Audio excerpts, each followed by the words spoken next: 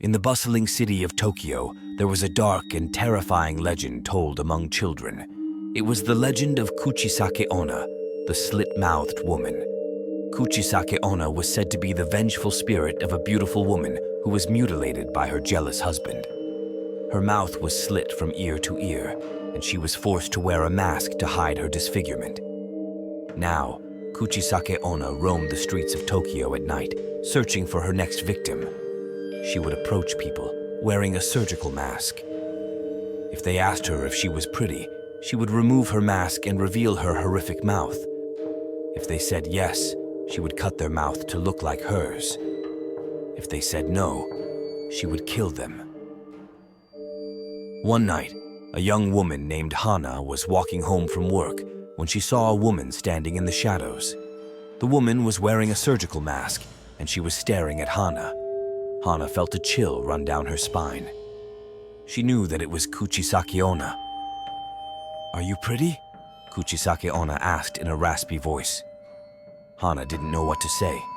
She was terrified. If she said yes, Kuchisake-onna would cut her mouth.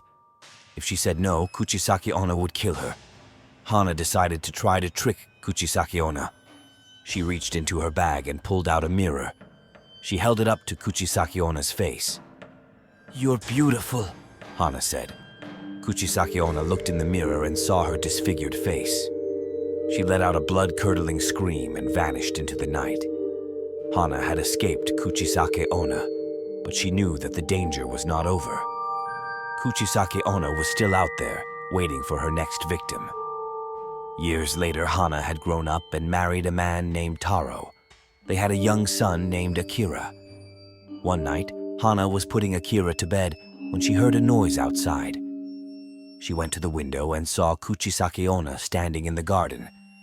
Kuchisake-onna was staring at Hana with her glowing red eyes. She was holding a sharp knife in her hand. Hana knew that she had to protect her son. She grabbed a baseball bat and ran downstairs. When Hana opened the front door, Kuchisake-onna was standing there. She had removed her mask, and her disfigured mouth was twisted into a cruel smile. "Are you pretty?" Kuchisake-onna asked. Hana raised the baseball bat.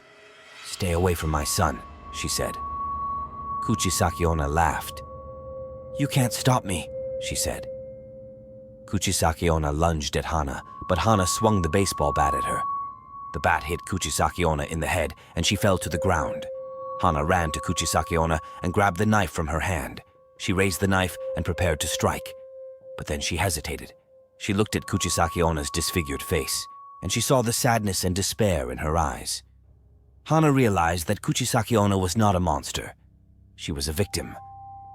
Hana put down the knife. "I'm not going to hurt you," she said. Kuchisake-onna looked at Hana in surprise. "Why not?" she asked. "Because I understand," Hana said. "I know what it's like to be hurt and betrayed." Kuchisake-onna's eyes filled with tears. "Thank you," she said. Kuchisake-onna stood up and walked away. Hana watched her go, feeling a sense of pity for her. Hana never saw Kuchisake-onna again, but she never forgot her.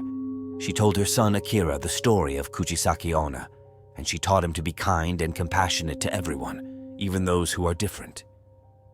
Hana knew that the curse of Kuchisake-onna was broken, but she also knew that the story of Kuchisake-onna would be told for generations to come.